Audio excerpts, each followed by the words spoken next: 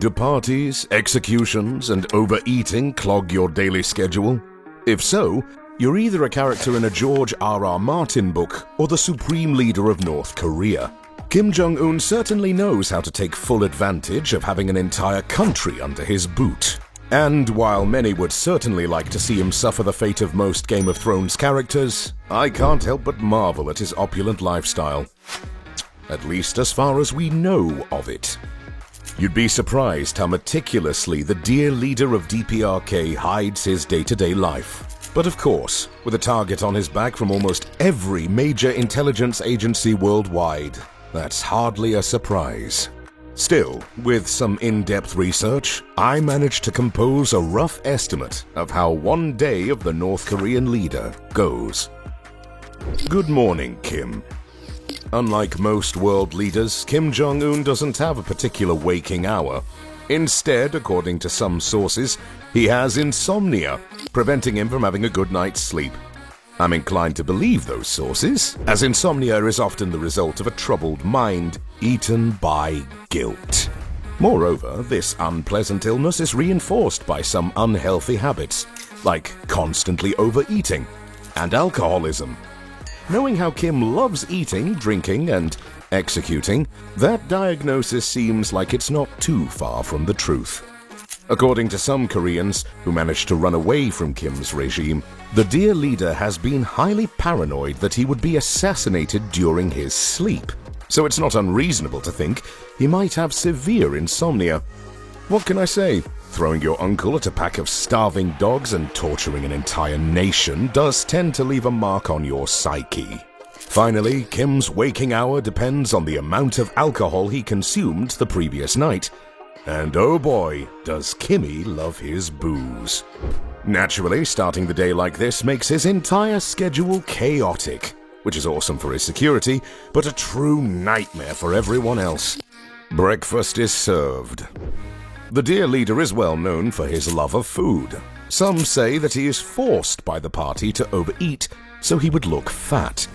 In North Korean culture, that's a symbol of success and prestige.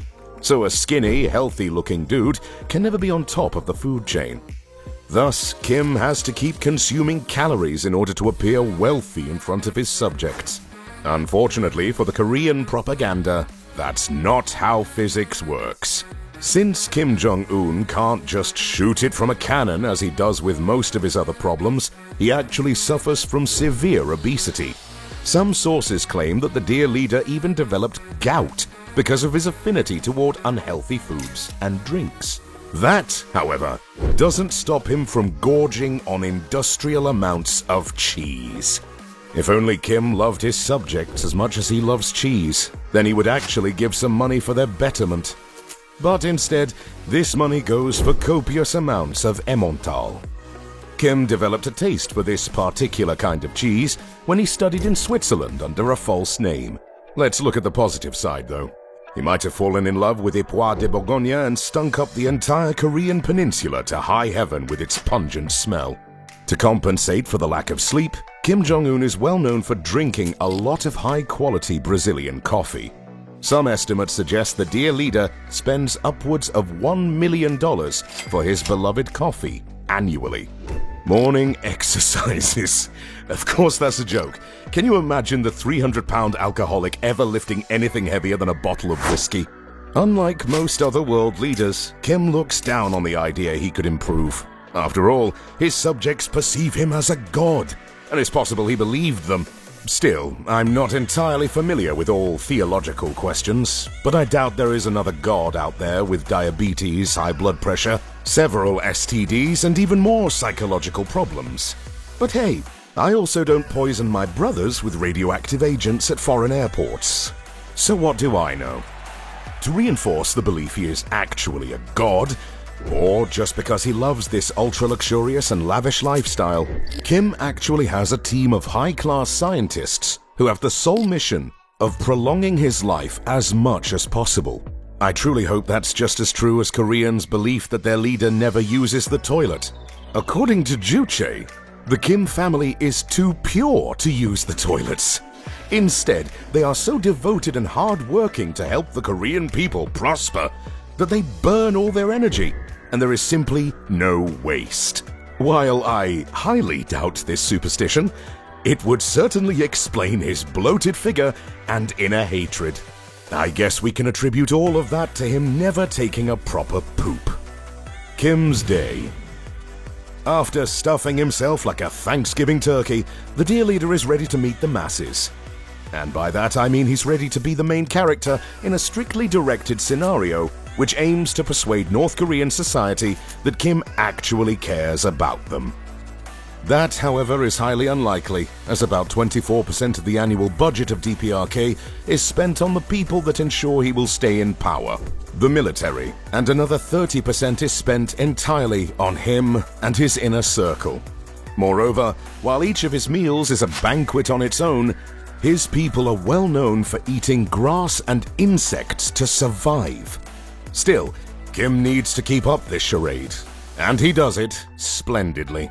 Smiling, waving, taking group pictures and occasionally kissing a baby. Not really the proletariat's understanding of labor, but would you dare to complain if you and your entire family will get a one-way ticket to a concentration camp? Still, the Dear Leader knows very well that he's not so dear to all. That's why he spends millions of dollars on his personal security. He is always surrounded by bodyguards who go through a meticulous selection. They are all weapon experts, highly trained combatants, and martial artists. However, that's not enough to get this honorable position. You also need to be shorter than 5'5", so you won't be higher than the Supreme Leader. Naturally, Kim doesn't travel by horse, but rather by an exceptionally luxurious Mercedes-Benz Maybach S6000.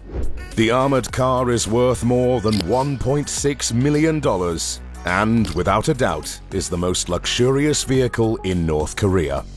Yes, the Dear Leader has a thing for Western cars.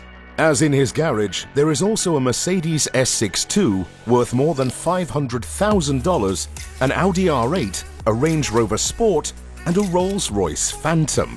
So, take that, you capitalist swine.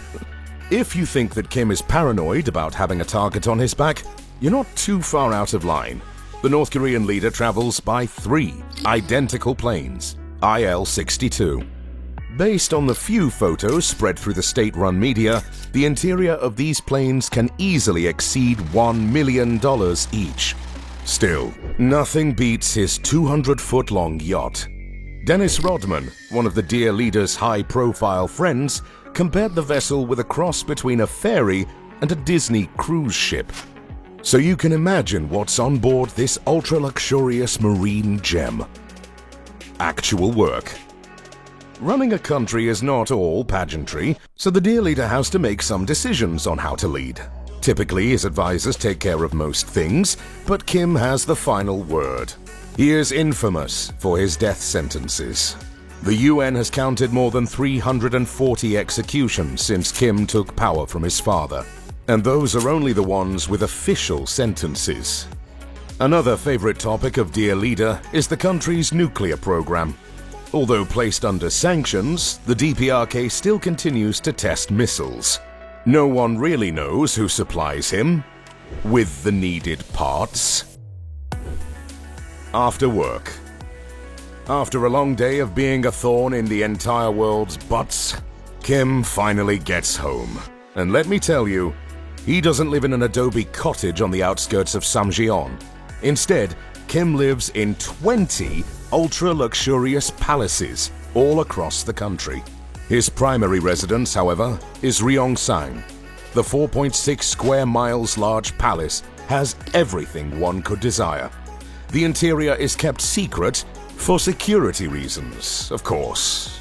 And not because it's just as expensive as the entire city of Pyongyang. Still, some defectors who worked in the palace claim that the inside of the palace can only be described as mesmerizing. It has an Olympic-sized swimming pool that rarely gets used by Kim, a shooting range where from time to time the targets are not as inanimate as they should be, and a massive private cinema where Kim likes to watch NBA games. Take that, America. Night. That's when Kim can actually kick back and relax while enjoying his lovely wife and kids. Instead, the Dear Leader actually spends his nights partying, whilst wasting hundreds of millions of dollars on pleasures like food, booze, and women.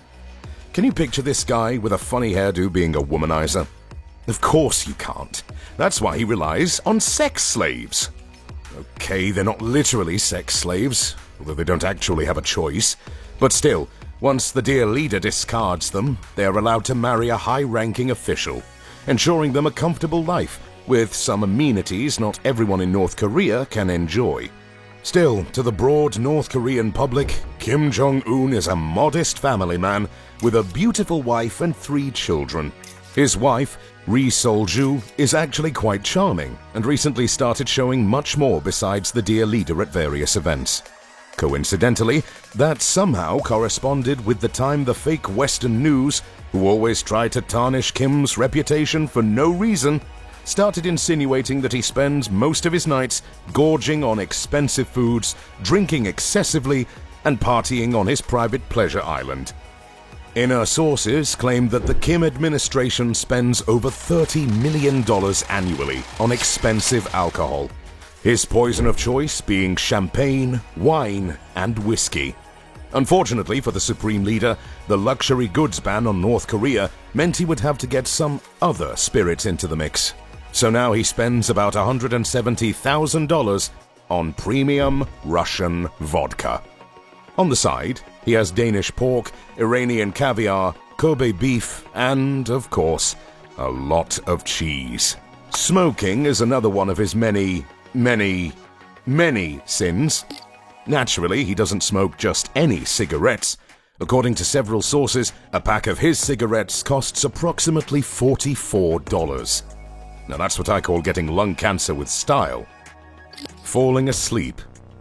Since the Dear Leader has more than one problem with his health, he's not just putting on his jammies and falling asleep. Instead, he almost always is passed out drunk.